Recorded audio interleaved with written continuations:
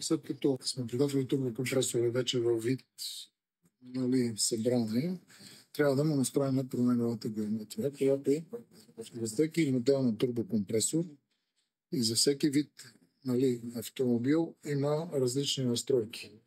Когато поставяте чисто ново лагерно тяло или когато ползвате чисто нов картридж, то е съответно не е настроено. Самите настройки на картриджа се намира върху лагерното тяло и от това нещо зависи настройването на самата геометрия. В случая при този турбокомпресор и самата машина е огромна база данни за различните видове турбокомпресори.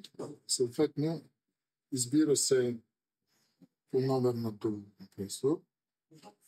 Това е номера на нашия турбокомпресор, който ще настройваме.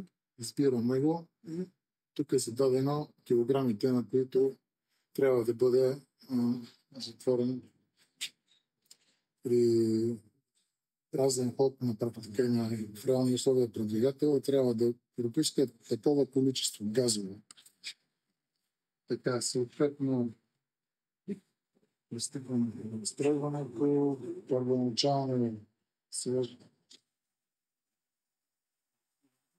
което минава през затворената геометрия, е прекалено много.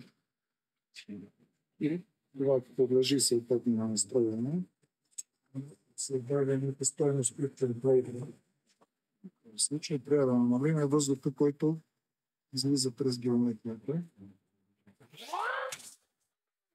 Е необходимо сега да се настрои актуатора. Това е нещото, което управлява геометрията. Той е съответно в случая тук е вакуумен и има при определен вакуум, трябва да има определен ход, който е зададен съответно от темплейта на машината.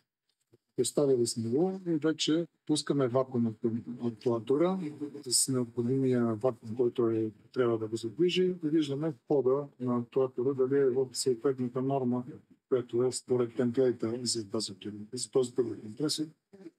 В случая е окей. В това положение вече турбокомпресорът е и настроен, не само балансиран, проверен за течове, настроена на геометрията, настроена на актуатора и вече е готов да се даде на клиента